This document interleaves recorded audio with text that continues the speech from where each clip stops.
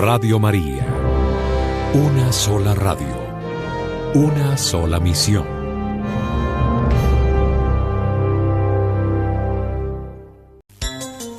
Radio María Bolivia. Frecuencias 101.8 en Cochabamba, 106.6 La Paz y el Alto, 97.6 Santa Cruz de la Sierra, 95.9 Yapacaní, Villazón y Ribera Alta, 95.5 Oruro, Tarija, Sucre, Cobija, Trinidad, Potosí, Camiri, Yacuiba, Chapare Cochabambino, 95.4 en el Valle Alto. Radio María, una voz católica en tu hogar.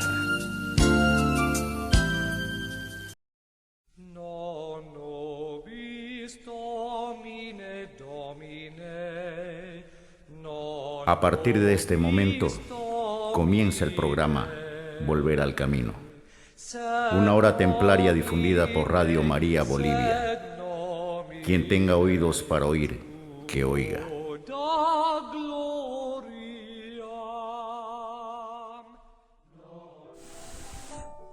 Buenas noches, hermanos. Somos el grupo de Caballeros Templarios, hombres y mujeres, y estamos nuevamente una noche más acá, acompañándolos en la cabina de Radio María Santa Cruz para traerle un bonito programa. Y este 3 de noviembre recordamos en el Santoral a San Martín de Porres, y unos hermanos nos pidieron que por favor contemos un poquito de su historia y de lo que y sus hechos de vida, que son muy bonitos, ¿no? Al menos a los que somos querendones de los animales. Así que más adelante tendremos su historia de San Martín de Porres. Y para comenzar el programa, vamos con nuestra oración.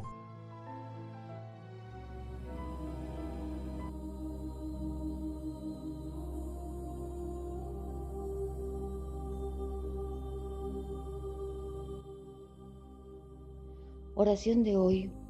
Amado Dios, hoy te invito a que entres en mi hogar y lo llenes con tu paz. Que tu presencia transforme cada rincón de mi casa en un lugar de amor, unidad y esperanza. Bendice a cada miembro de mi familia, fortalece nuestro trabajo diario y permite que nunca falte el pan en nuestra mesa. Cúbrenos con tu manto de protección, líbranos de todo peligro, de la enfermedad, del odio y la tristeza, que podamos vivir con fe y confianza en tu voluntad, sabiendo que contigo todo es posible. En el nombre del Padre, del Hijo y del Espíritu Santo. Amén.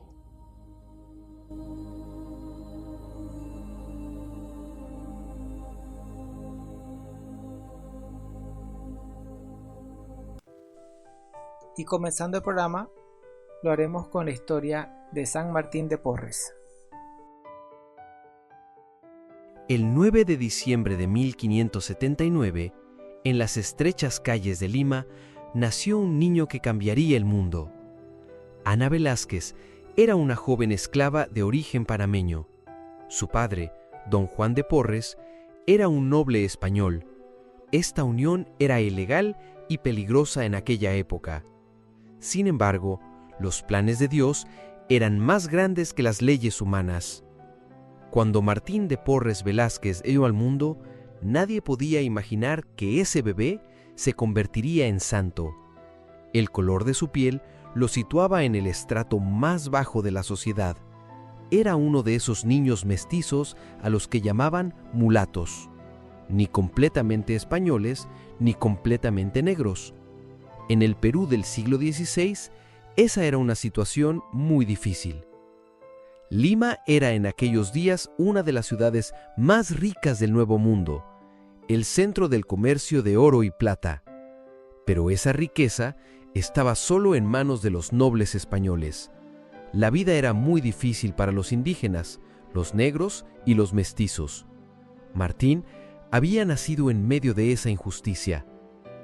Ana Velázquez tuvo que criar a su hijo sola. Don Juan de Porres no reconoció a su hijo al principio. En aquella época, este tipo de relaciones eran habituales, pero no se aceptaban oficialmente. Ana se ganaba la vida haciendo limpiezas y criaba el pequeño Martín a su lado. Pero Martín no era un niño cualquiera. Cuando aún era bebé, empezaron a suceder cosas extrañas a su alrededor. Mientras tomaba leche materna, la habitación se llenaba de luz de repente. Cuando lloraba, los pájaros se acercaban a la ventana y cantaban. Al principio, solo su madre se daba cuenta de estos sucesos. Cuando Martín tenía solo 3 años, ocurrió su primer milagro. Encontró un gato herido en la calle. El gato tenía una pata rota y sufría mucho dolor. El pequeño Martín puso sus manos sobre el gato y comenzó a rezar. Unos minutos después, el gato se levantó y comenzó a correr. Este suceso se comentó en el barrio, pero la mayoría de la gente lo consideró una coincidencia. Sin embargo, esto solo fue el comienzo. A medida que Martín crecía, su relación con los animales se fortalecía aún más. Los perros callejeros lo seguían, los pájaros se posaban en su hombro. Incluso los animales más agresivos se calmaban a su lado. Su madre se daba cuenta de esto, pero no podía explicarlo. Cuando Martín aprendió a hablar, sus primeras palabras fueron sorprendentes. «Mamá, ¿por qué las personas no se quieren entre sí?», preguntó con solo 4 años. Esa pregunta fue la primera señal de su futura misión. Desde el momento en que nació, era un espíritu que veía las diferencias, pero quería superarlas. Cuando cumplió 5 años, comenzaron a suceder cosas más importantes alrededor de Martín. Los niños enfermos se curaban cuando se acercaban a él. Los bebés que lloraban se calmaban. Las madres del barrio se dieron cuenta de esto y comenzaron a llevarle a sus hijos. «Hay algo especial en este niño», decían. Un día, la mujer más anciana del barrio, doña Carmen, le dijo a la madre de Martín: «Este niño tiene las manos curativas. Llevaba 20 años con reumatismo y cuando me tomó la mano, el dolor desapareció». Ana Velázquez ya entendía que su hijo era especial, pero no sabía qué significaba eso. Cuando Martín tenía 8 años, se produjo un cambio importante en su vida. Su padre, don Juan de Porres, decidió reconocer oficialmente a su hijo. No fue una decisión fácil. En la sociedad española, dar un paso así podía poner en peligro su estatus social. Pero los rumores sobre las habilidades especiales de Martín habían llegado a oídos de su padre. Don Juan se sorprendió cuando observó a su hijo por primera vez con atención. Martín no solo era guapo, sino también muy inteligente y maduro. Su forma de hablar y su comportamiento parecían propios de alguien mucho mayor que él. Y alrededor de él sucedían cosas realmente extrañas. «Hay que darle una buena educación a este niño», dijo don Juan. Ana Velázquez estaba feliz, pero también preocupada. Temía perder a su hijo. Martín, por su parte, se tomó con calma el reconocimiento de su padre. Era como si ya lo supiera. Don Juan decidió enviar a Martín a la escuela, pero en aquella época había muy pocas opciones para los niños mestizos. Las mejores escuelas solo admitían a niños totalmente españoles. Al final, Martín fue enviado como aprendiz a una barbería. En aquella época, ese oficio se consideraba adecuado para los mestizos. Cuando comenzó a trabajar en la barbería, volvieron a ocurrir milagros a su alrededor. Los clientes se dieron cuenta de que las heridas que tocaba con sus manos se curaban muy rápido. Las cortaduras de navaja se cerraban en cuestión de minutos, y las infecciones desaparecían. El maestro barbero se sorprendió al principio, pero luego comenzó a sacar provecho de ello. La barbería se hizo famosa. Cuando Martín cumplió 10 años, vivió uno de los momentos más importantes de su vida. Al entrar en una pequeña iglesia de Lima, se arrodilló ante el altar y comenzó a rezar. En ese momento, fue como si se hubieran abierto las puertas del cielo. Todo se llenó de una luz dorada y oyó la voz de Jesucristo. «Martín, tú eres mi hijo elegido», dijo la voz. «Te he elegido para que estés junto a los que más sufren, Ayudarás a los pobres, a los enfermos y a los animales. Esa es tu misión. Cuando Martín oyó esa voz, comprendió el sentido de toda su vida. Ahora sabía lo que tenía que hacer. Después de esta experiencia, el comportamiento de Martín cambió por completo. Siguió trabajando en la barbería, pero dedicaba todo su tiempo libre a ayudar a los necesitados. Cuidaba a los animales heridos de la calle y visitaba a los enfermos. Compartía su comida con los niños hambrientos y regalaba su ropa a los ancianos que pasaban frío. El comportamiento de Martín impresionó a todos los vecinos. «Este niño será un santo», decían los ancianos. Las jóvenes se cubrían la cabeza al verlo y lo saludaban con respeto. Los niños corrían tras él e intentaban besarlo. Pero Martín parecía no darse cuenta de nada de eso. Solo pensaba en servir a los demás. No puedes ser monje, pero puedes trabajar como sirviente en el monasterio, dijo el prior. Martín aceptó la oferta con gran alegría. Se le asignaron tareas como sastrería, limpieza y cuidado de enfermos. Esto era perfecto para él porque así podría hacer lo que más le gustaba, servir a los demás. Cuando entró en el monasterio, solo tenía 15 años. En sus primeros días, los demás monjes lo miraban con recelo. ¿Qué hacía un niño mestizo en su lugar sagrado? Pero el comportamiento de Martín pronto impresionó a todos. Era tan humilde y trabajador que incluso los corazones más duros se ablandaron. La primera milagro de Martín en el monasterio no tardó en llegar. Mientras trabajaba en la cocina, se dio cuenta de que no quedaba comida. Ese día iban a venir muchos invitados y los monjes se quedarían sin comer. Martín rezó y cuando volvió a la cocina, encontró las ollas llenas. Este suceso sorprendió mucho a los monjes, pero nadie supo explicar cómo había sucedido. Por las noches, Martín dormía muy poco. Mientras los demás dormían, él cuidaba a los enfermos en la sala del hospital, limpiaba todo el monasterio y daba de comer a los animales del jardín. Se levantaba temprano en la mañana y comenzaba las tareas del día. Nadie entendía cómo podía tener tanta energía, pero el milagro más grande era la relación que Martín establecía con las personas. No importaba si eran pobres o ricos, blancos o negros, jóvenes o viejos. A todos los recibía con el mismo amor y les mostraba el mismo respeto. Este comportamiento era revolucionario para la época y la gente quedaba muy impresionada por este enfoque. ¿Alguna vez te has enfrentado a este tipo de discriminación en tu vida? ¿Cómo la combatiste? Comparte tus opiniones. En el tercer año de Martín en el convento, una terrible epidemia de peste azotó Lima. La enfermedad se propagaba tan rápidamente que cada día morían cientos de personas. El convento dominico también se vio afectado por esta catástrofe. La mayoría de los frailes se enfermaron y algunos estaban a punto de morir.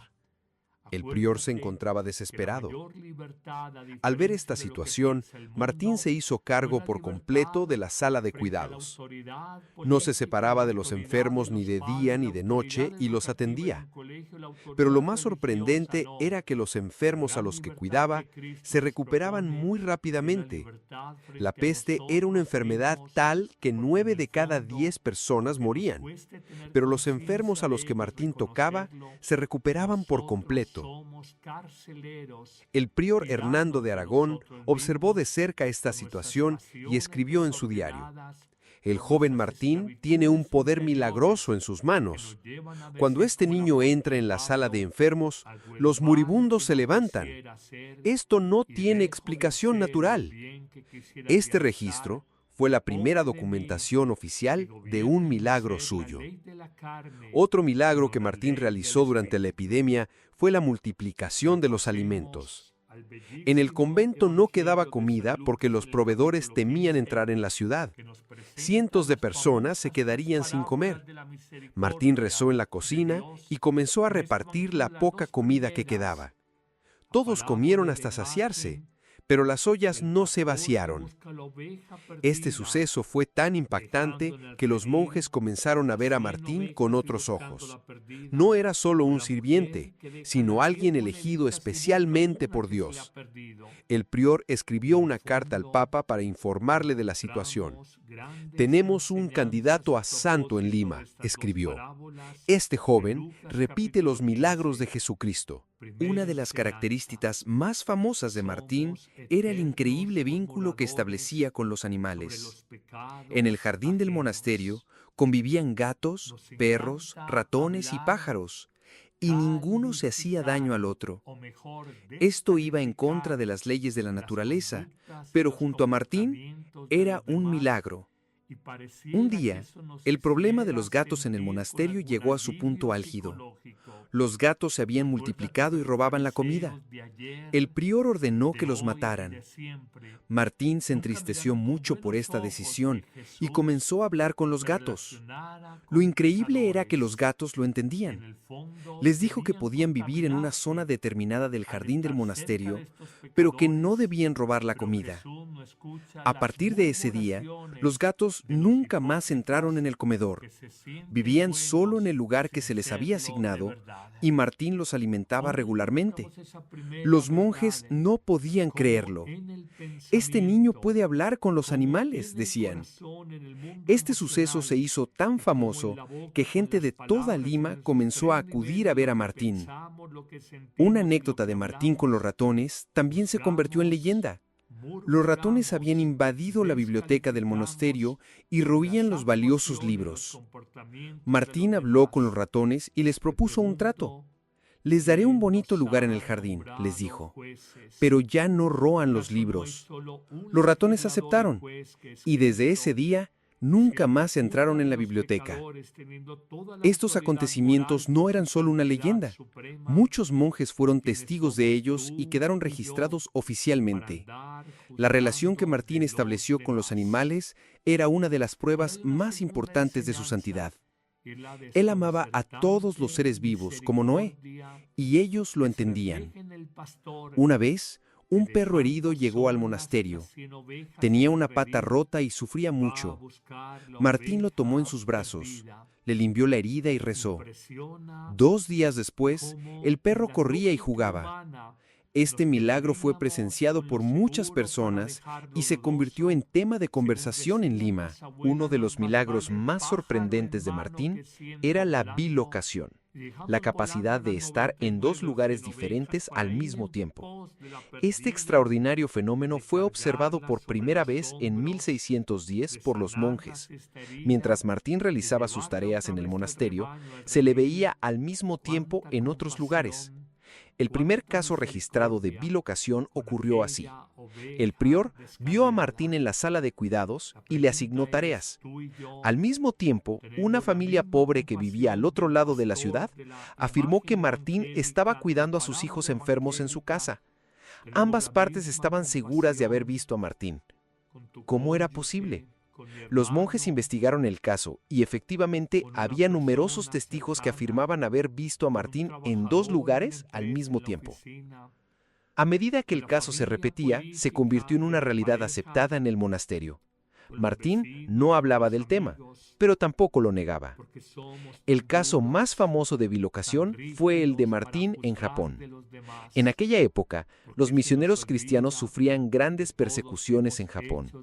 El viaje de Lima a Japón duraba meses, pero los misioneros japoneses informaron de que Martín curaba a los enfermos allí y que aunque no sabía el idioma, hablaba japonés perfectamente. Cuando estas noticias llegaron a Lima, causaron gran sorpresa, porque Martín nunca había salido de Lima, estaba todos los días en el monasterio haciendo su trabajo, pero al mismo tiempo también estaba sirviendo a miles de kilómetros de distancia. Este milagro quedó documentado en detalle en los registros de la época. La bilocación no se limitaba solo a países lejanos. Martín también era visto al mismo tiempo en los pueblos de los alrededores de Lima, curando a los animales enfermos de los granjeros, cuidando a los hijos de las familias pobres, ayudando a los animales salvajes heridos. Estos sucesos se hicieron tan frecuentes que la gente dejó de preguntar, ¿dónde está Martín? Y empezó a preguntar, que Martín. La característica más revolucionaria de Martín era su rechazo a todas las distinciones raciales. En el Perú del siglo XVII, este enfoque requería una valentía increíble. En aquella época, la sociedad estaba dividida en clases rígidas. En la cima estaban los nobles españoles, luego los criollos, españoles nacidos en América, seguidos de los mestizos y en la base, los indígenas y los negros. Martín se salía de este sistema, recibía a todo el mundo con el mismo amor, sin importar quién fuera, rico o pobre, blanco o negro, noble o esclavo. Este comportamiento molestaba a mucha gente, pero a Martín no le importaba. Para él, todos eran iguales ante los ojos de Dios. Cuando se producían tensiones raciales entre los visitantes del convento, Martín actuaba como mediador. Cuando hablaba con los nobles españoles, lo hacía en su idioma, y cuando hablaba con los indígenas, comprendía su dolor. Con el tiempo, este enfoque dio sus frutos y el convento se convirtió en un símbolo de la paz racial en Lima. El orfanato y el asilo que Martín fundó reflejaban esta filosofía. Ahí, niños y enfermos de todas las razas convivían y recibían el mismo amor. Estas instituciones eran únicas en Lima, ya que en ningún otro lugar existía tal igualdad. Un día, un noble español muy rico llegó al convento y se sorprendió al ver a Martín cuidando a un enfermo negro. «Este hombre no es tu señor. ¿Por qué te arrodillas ante él?», le preguntó. Martín respondió con calma: «Señor, este hombre está sufriendo. A los ojos de Dios, todos los que sufren son nuestros hermanos». Estas palabras fueron tan poderosas que el hombre rico comenzó a reflexionar. Con el tiempo, se dejó influenciar por el enfoque de Martín y cambió su forma de tratar a sus propios esclavos. A medida que este tipo de cambios se extendieron por Lima, la influencia de Martín comenzó a extenderse por toda la ciudad. Una de las principales características de Martín era que hacía sus obras de caridad en secreto. Por las noches salía del monasterio y recorría los barrios más pobres de Lima, llevando comida a las familias hambrientas y ropa a los niños que pasaban frío. No le contaba a nadie sus obras de caridad. No esperaba aplausos, solo servía. Los monjes del convento se preguntaban a dónde iba Martín por las noches. Cuando lo siguieron, descubrieron una sorprendente verdad. Martín repartía la comida y la ropa del convento a las familias pobres. Lo hacía sin permiso, pero no pensaba que lo pudieran descubrir. Cuando el prior se enteró de la situación, al principio se enfadó. «Martín, estas cosas pertenecen al monasterio. ¿Cómo puedes regalarlas sin permiso?», le preguntó. Martín respondió con humildad: «Lo siento, prior, pero hay niños que pasan hambre ahí fuera. ¿Acaso no son también hijos de Dios?». Ante esta respuesta, el prior no supo qué decir. Al día siguiente, el prior revisó el almacén del monasterio y se encontró con algo sorprendente. A pesar de toda la comida que Martín había dado, el almacén estaba lleno. Era como si no faltara nada. El milagro era tan evidente que el prior no volvió a interferir en los asuntos de Martín. Los sacrificios de Martín no se limitaban solo a la ayuda material. También cedía su derecho a comer a los pobres. La mayoría de los días se alimentaba solo de pan y agua, y enviaba su comida a las personas hambrientas que había afuera. Este estilo de vida lo debilitó, pero era mucho más importante que la felicidad. Una vez llevaron al monasterio a un hombre muy enfermo, y Martín le cedió su cama. Cuando le preguntaron: «¿Y tú dónde vas a dormir?», respondió: «Dios me dará un lugar». Y esa noche durmió en el suelo. A la mañana siguiente, cuando se levantó, no parecía cansado en absoluto. Este suceso impresionó mucho a los monjes. ¿Has hecho algún sacrificio para ayudar a los demás?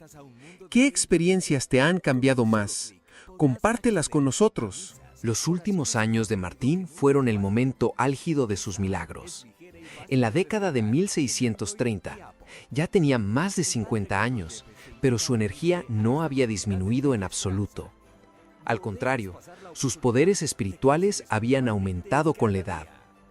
En Lima, su nombre se había convertido en leyenda, y cada día cientos de personas acudían al convento para verlo. En esta época, los milagros que Martín realizaba eran ya innegables. Niños ciegos de nacimiento comenzaban a ver con solo tocarlo, enfermos paralíticos se levantaban y enfermedades mortales desaparecían con una sola oración. Los frailes dominicos registraban minuciosamente estos acontecimientos, ya que sabían que serían importantes para el proceso de canonización. Las habilidades de bilocación de Martín también alcanzaron su punto álgido durante este periodo. Ya no solo se le veía en los alrededores de Lima, sino también en México, España e incluso África al mismo tiempo. Un día, mientras trabajaba en la enfermería del convento, estaba explicando a los frailes de un convento de España cómo debían rezar. Las cartas que documentan estos acontecimientos se conservan aún hoy en los archivos del Vaticano. Uno de los milagros más sorprendentes fue cuando Martín caminó sobre el Aine. Los monjes lo vieron caminar a 1 metro de altura sobre el suelo del jardín del convento. Hubo muchos testigos de este suceso, que quedó registrado oficialmente. Cuando se hablaba de ello, Martín se avergonzaba y lo descartaba diciendo: «Es la gracia de Dios». En 1639, un gran terremoto sacudió Lima. La ciudad quedó devastada y murieron miles de personas. Sin embargo, el monasterio y las casas de los alrededores no sufrieron ningún daño. La gente creía que esto se debía a la protección de Martín. De hecho, antes del terremoto, Martín había recorrido todos los barrios para advertir a la gente y convencerla de que se refugiara en lugares seguros. A finales de 1639, Martín enfermó gravemente. Años de sacrificio, de comer poco y dormir poco, habían acabado por consumir su cuerpo. Pero la enfermedad no pudo frenarlo. Aunque no tenía fuerzas para levantarse de la cama, la gente seguía trayéndole enfermos y él seguía curándolos. El prior le dijo que debía descansar, pero Martín se opuso diciendo: «Me queda poco tiempo, debo servir más». Actuaba como si supiera la fecha de su muerte. Daba sus últimos consejos a los monjes y les explicaba cómo debían continuar las tareas del monasterio. En los últimos días de su enfermedad, alrededor de Martín ocurrían constantemente milagros. A veces su habitación se llenaba de luz y se oía el canto de los ángeles. Los visitantes se sorprendían al ver esto, pero para Martín era algo natural. Ahora vivía entre el cielo y la tierra. Gente de todos los sectores de Lima acudía en masa al monasterio para ver a Martín por última vez. Nobles españoles, indígenas, negros, mestizos. Todos sentían la misma tristeza. Martín era el santo de todos ellos, el hermano de todos. Este amor que traspasaba las barreras raciales era su mayor legado. En sus últimos días, Martín dijo a los monjes que querían servirle: «Hermanos, yo soy vuestro servidor. No quiero que me sirváis a mí, sino que os sirváis a vosotros mismos». Incluso en su lecho de muerte conservaba su humildad. La noche del 3 de noviembre de 1639, Martín exhaló su último aliento y susurró: «Encomiéndate a Jesús». En ese momento, un aroma agradable inundó la habitación y apareció una luz tenue. Su vida de 60 años había llegado a su fin, pero su influencia apenas comenzaba. Inmediatamente después de la muerte de Martín, comenzaron a suceder cosas increíbles en Lima. Miles de personas asistieron a su funeral, algo nunca visto hasta entonces. Personas de todas las razas y clases sociales compartían el mismo dolor. Incluso la virreinada española declaró luto oficial. Lo más sorprendente era que el cadáver de Martín no se descomponía. En condiciones normales, en un clima tropical, los cadáveres se descomponen muy rápidamente, pero el de Martín permanecía fresco incluso meses después. Incluso desprendía un aroma agradable. no se encontraba una explicación científica para este fenómeno. A medida que la tumba de Martín comenzó a recibir visitas, empezaron a ocurrir nuevos milagros. Las personas enfermas se curaban después de rezar ante la tumba. Las parejas que no podían tener hijos quedaban embarazadas y los desempleados encontraban trabajo. Estos milagros se multiplicaron tanto que la iglesia comenzó a llevar un registro oficial. En una ocasión, la hija de un rico comerciante fue llevada a la tumba de Martín para curarse de una enfermedad mortal. La niña estaba en coma y los médicos habían perdido la esperanza. Cuando su familia comenzó a rezar ante la tumba, la niña abrió los ojos de repente y dijo: «El tío Martín me ha curado». Este suceso fue presenciado por cientos de personas. Incluso después de la muerte de Martín, los casos de bilocación continuaron. La gente lo veía en sus sueños y sentía su presencia en los momentos difíciles. La ayuda de Martín se sentía especialmente en épocas de enfermedad y pobreza. Estos casos no solo se daban en Lima, sino en toda América.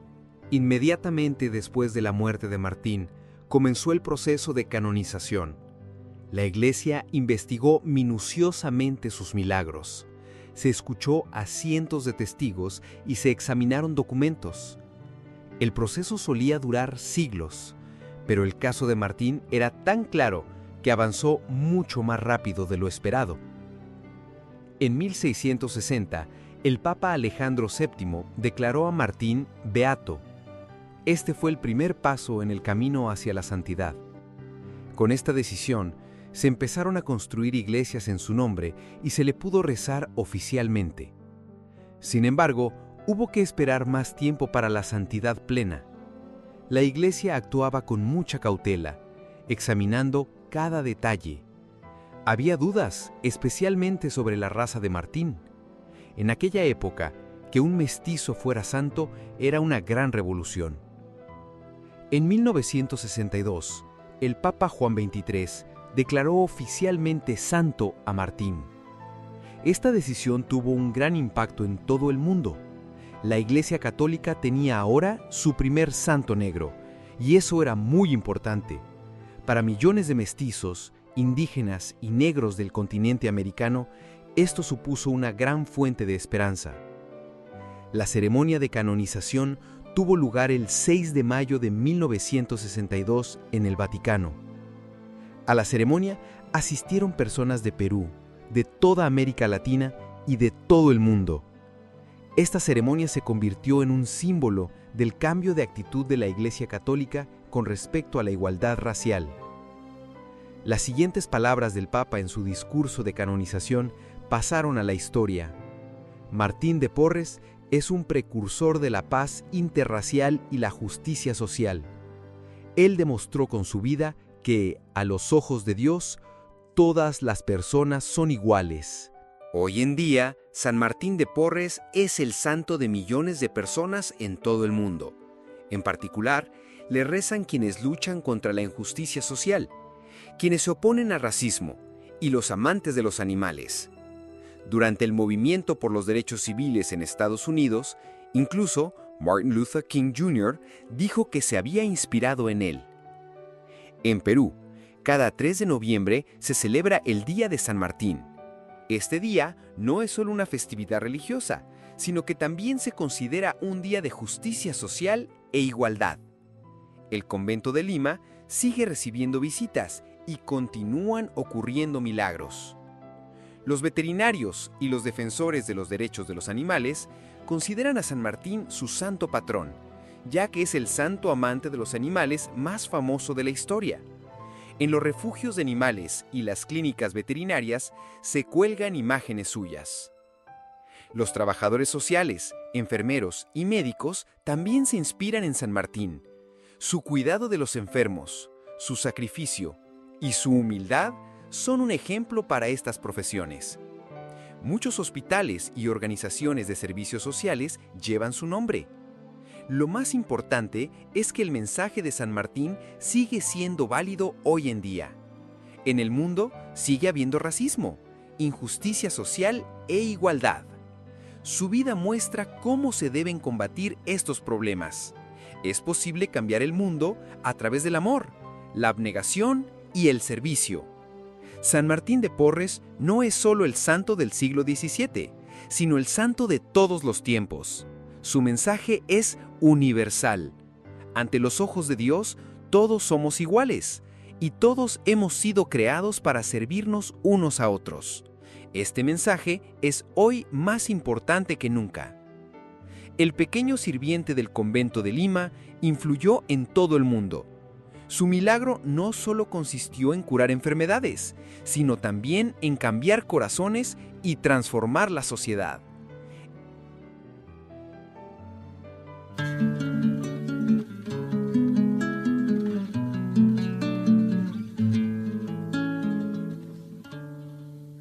Amarte así se hace simple y natural. Solo amarte a ti, no quiero nada más. Amarte así es más que un sueño y mucho más. Y solo puedo amarte, oh mi amor. La la la la la, la la la la la, la la la la la, du du du du du.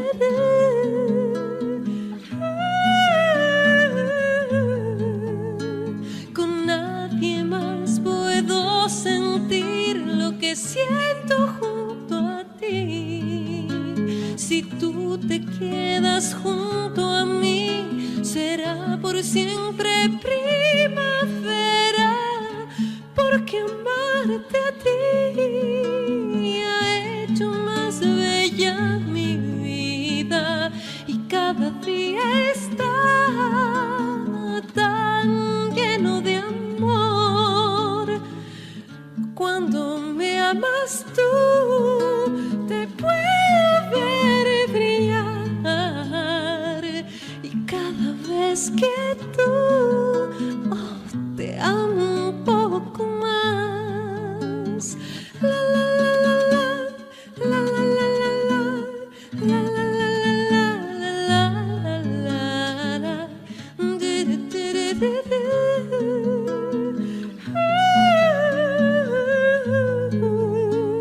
Con nadie más puedo sentir lo que siento junto a ti. Si tú te quedas junto a mí, será por siempre primavera, porque amarte así se hace simple y natural, y cada día está tan lleno de amor.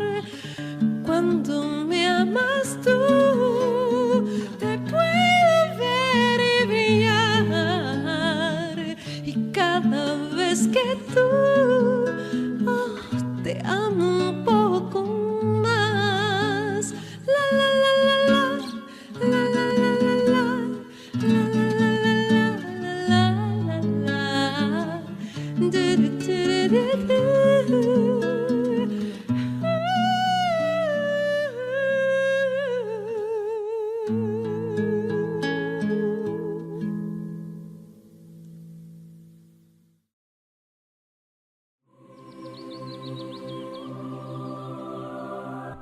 Evangelio de hoy. De la carta a los Romanos, capítulo 14, versículos 7 al 12. Hermanos, ninguno de nosotros vive para sí mismo, ni muere para sí mismo. Si vivimos para el Señor, vivimos, y si morimos para el Señor, morimos. Por lo tanto, ya sea que estemos vivos o que hayamos muerto, somos del Señor, porque Cristo murió y resucitó para ser Señor de vivos y muertos. Pero tú, ¿por qué juzgas mal a tu hermano? ¿Por qué lo desprecias? Todos vamos a comparecer ante el tribunal de Dios, como dice la Escritura. juro por mí mismo, dice el Señor, que todos doblarán la rodilla ante mí y todos reconocerán públicamente que yo soy Dios. En resumen, cada uno de nosotros tendrá que dar cuenta de sí mismo a Dios. Palabra de Dios, te alabamos, Señor. Salmo 27. El Señor es mi luz y mi salvación. El Señor es mi luz y mi salvación. ¿A quién voy a tenerle miedo? El Señor es la defensa de mi vida. ¿Quién podrá hacerme temblar? El Señor es mi luz y mi salvación. Lo único que pido, lo único que busco, es vivir en la casa del Señor toda mi vida para disfrutar las bondades del Señor y estar continuamente en su presencia. El Señor es mi luz y mi salvación. La bondad del Señor espero ver en esta misma vida. Ármate de valor y fortaleza, y en el Señor confía. El Señor es mi luz y mi salvación. Del Santo Evangelio según San Lucas, capítulo 15, versículos 1 al 10. En aquel tiempo se acercaban a Jesús los publicanos y los pecadores a escucharlo, por lo cual los fariseos y los escribas murmuraban entre sí: «Este recibe a los pecadores y come con ellos». Jesús les dijo entonces esta parábola: ¿Quién de ustedes, si tiene 100 ovejas y se le pierde una, no deja las 99 en el campo y va en busca de la que se le perdió hasta encontrarla? Y una vez que la encuentra, la carga sobre sus hombros, lleno de alegría, y al llegar a su casa reúne a los amigos y vecinos y les dice: «Alégrense conmigo, porque ya encontré la oveja que se me había perdido». Yo les aseguro que también en el cielo habrá más alegría por un pecador que se arrepiente que por 99 justos que no necesitan arrepentirse. ¿Y qué mujer hay que si tiene 10 monedas de plata y pierde una, no enciende luego una lámpara y barre la casa y la busca con cuidado hasta encontrarla? Y cuando la encuentra, reúne a sus amigas y vecinas y les dice: «Alégrense conmigo, porque ya encontré la moneda que se me había perdido». Yo les aseguro que así también se alegran los ángeles de Dios por un solo pecador que se arrepiente. Palabra del Señor. Gloria a ti, Señor Jesús.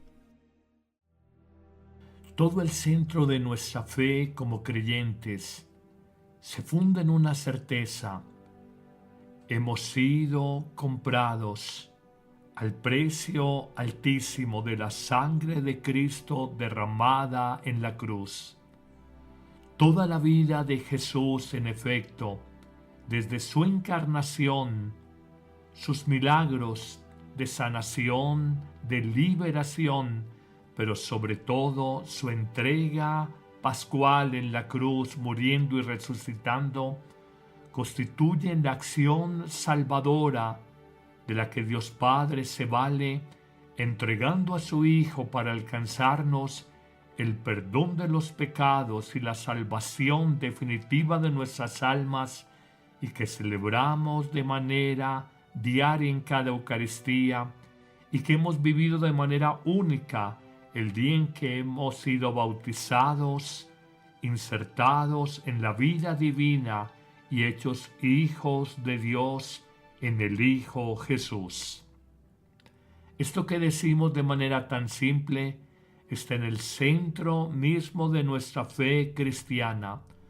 Por eso el apóstol Pablo, en la primera lectura de hoy de Romanos capítulo 14, dice: ninguno de nosotros vive para sí mismo, porque en el fondo no tenemos vida para nosotros mismos, y ninguno muere para sí mismo, y afirmará con una gran claridad: si vivimos, vivimos para el Señor. Si morimos cada día, morimos para el Señor. Así que ya vivamos, ya muramos, somos del Señor. Hemos sido adquiridos, hemos sido comprados, pertenecemos a Jesús. No pertenecemos a nada del mundo que va y viene, y pasa, es transitorio, es efímero. Y afirmará de manera categórica el apóstol Pablo: para esto, para comprarnos a nosotros, para alcanzarnos la salvación, para esto murió Cristo en la cruz y resucitó de entre los muertos, para ser Señor de muertos y de vivos.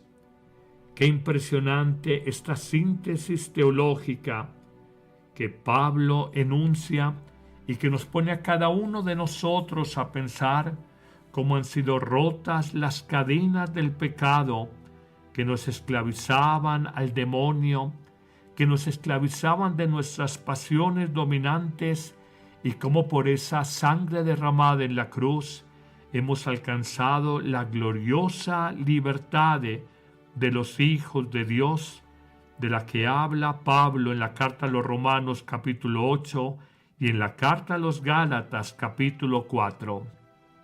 Hoy recuérdalo para toda tu vida.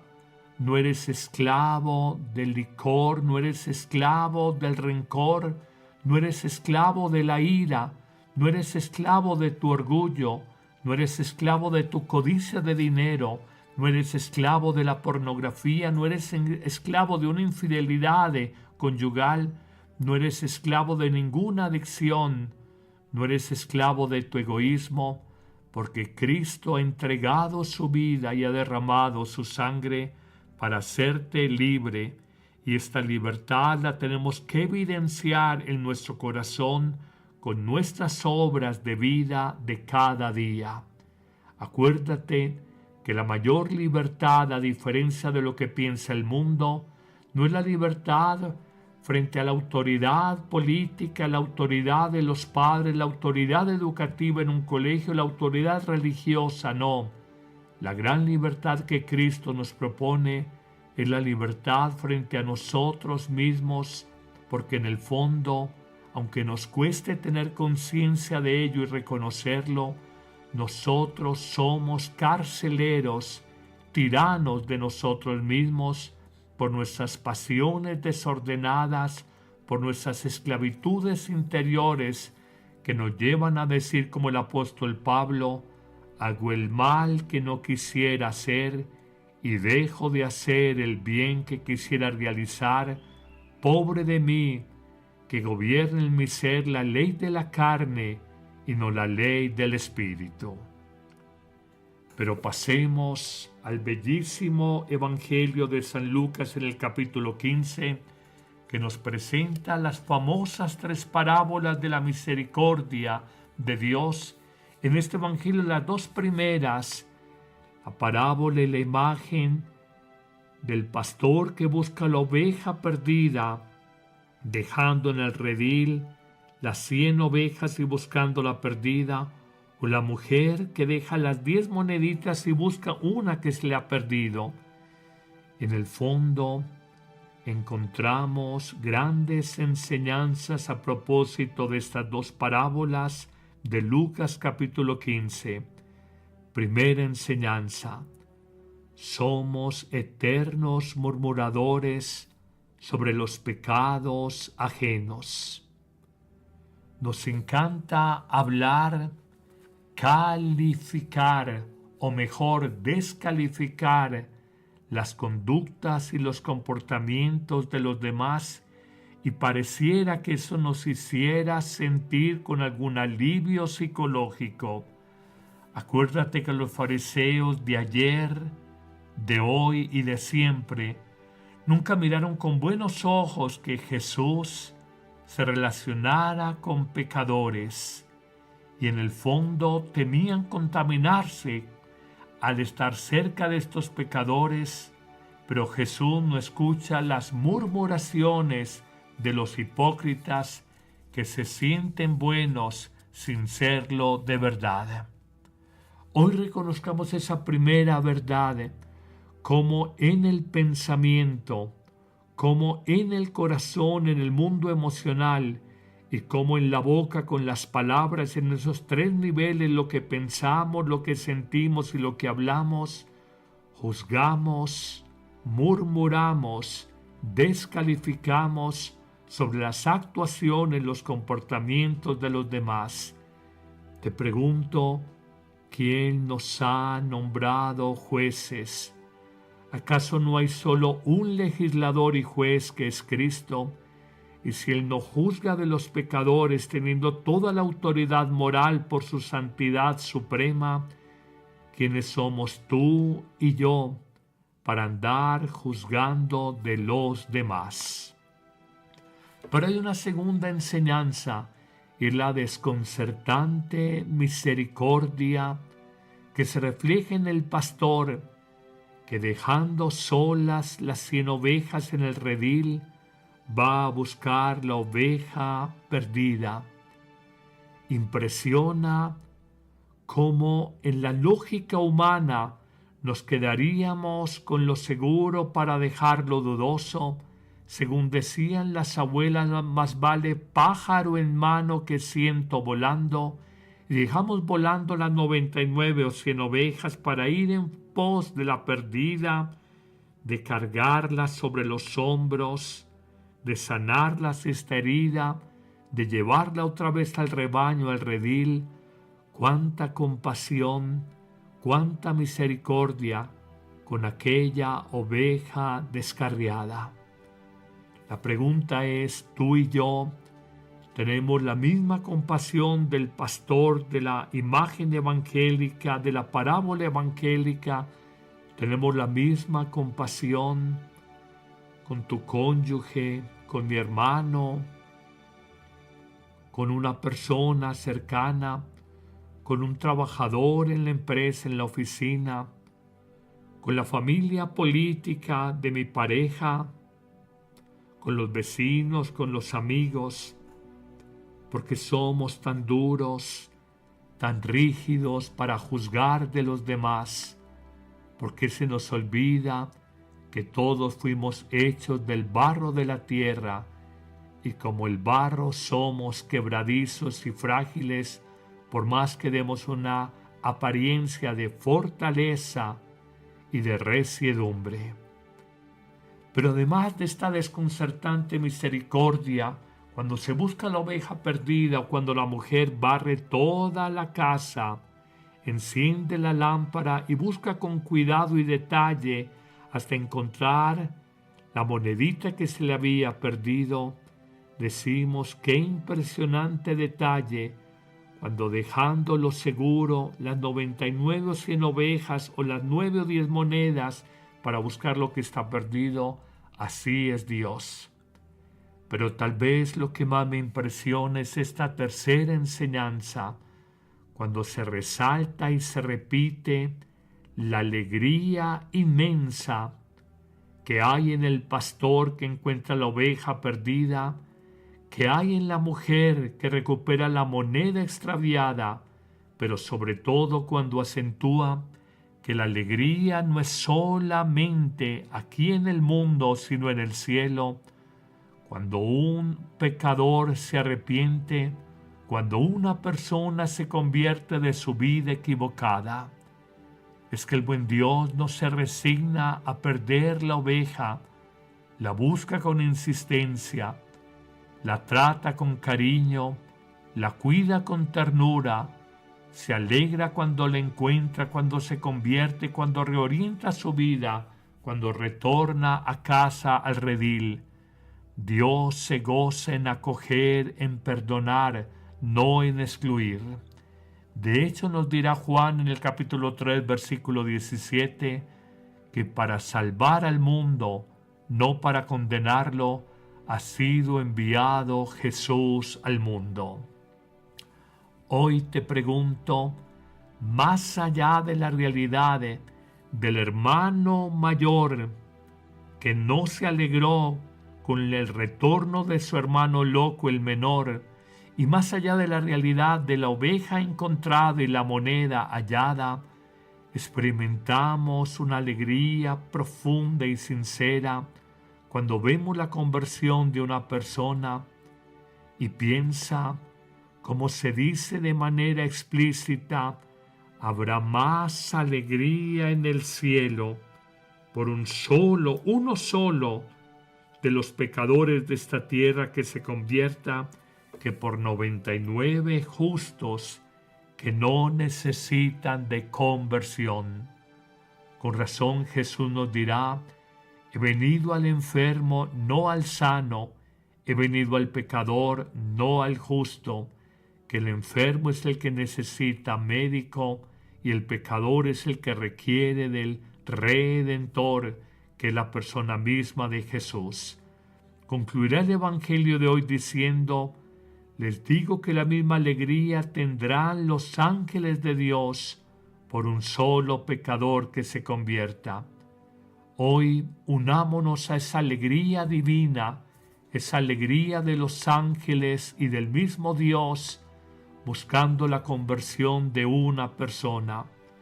Te lo cuento finalmente a manera de anécdota.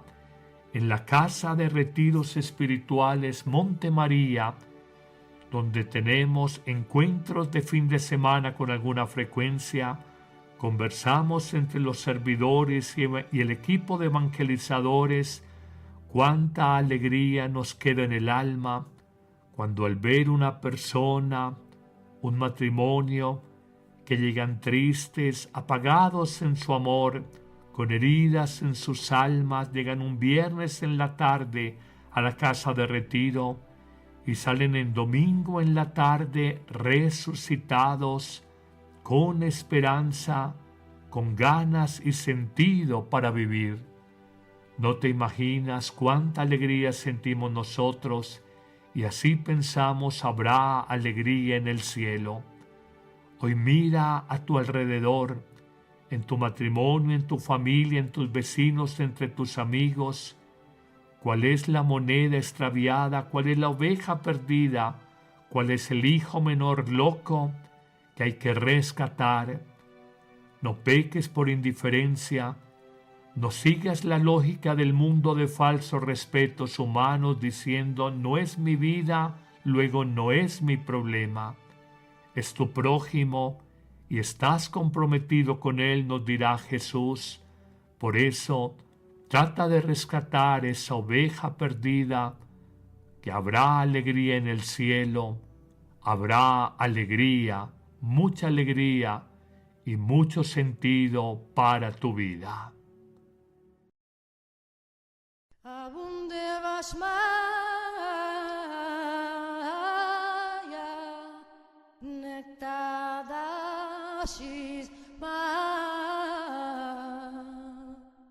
Bendita sea tu pureza y eternamente lo sea, pues todo un Dios se recrea en tan graciosa belleza.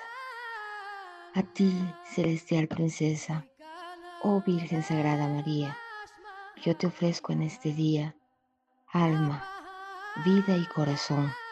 Mírame con compasión, no me dejes, Madre mía, hasta mi última agonía. Mi corazón a tus pies pongo, oh Virgen María, Madre mía.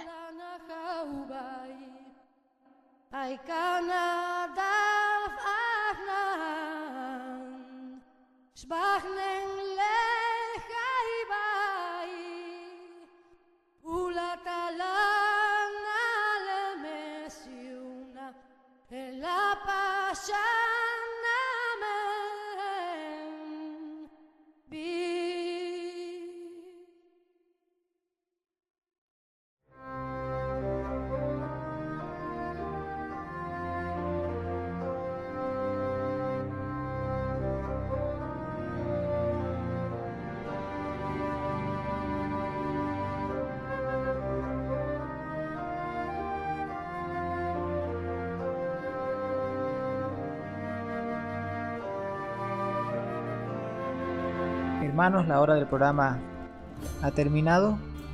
Esperamos que el programa haya sido de su agrado y nos escuchamos el próximo jueves.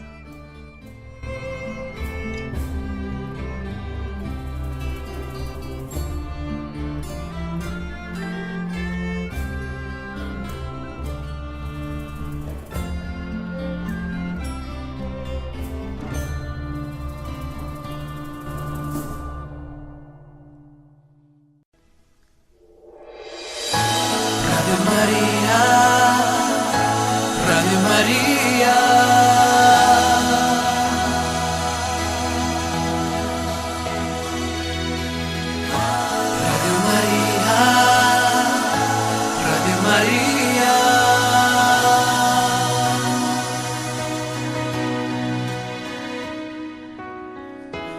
sentimiento de amor, ser el portador de tu oración, la gracia de una presencia, el don que es del Señor,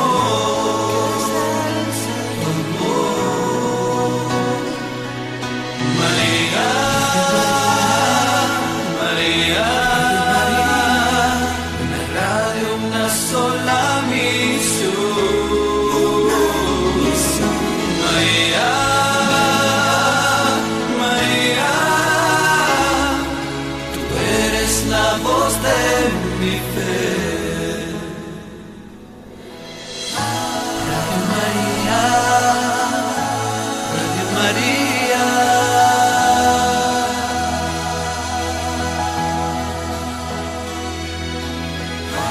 Radio María, Radio María.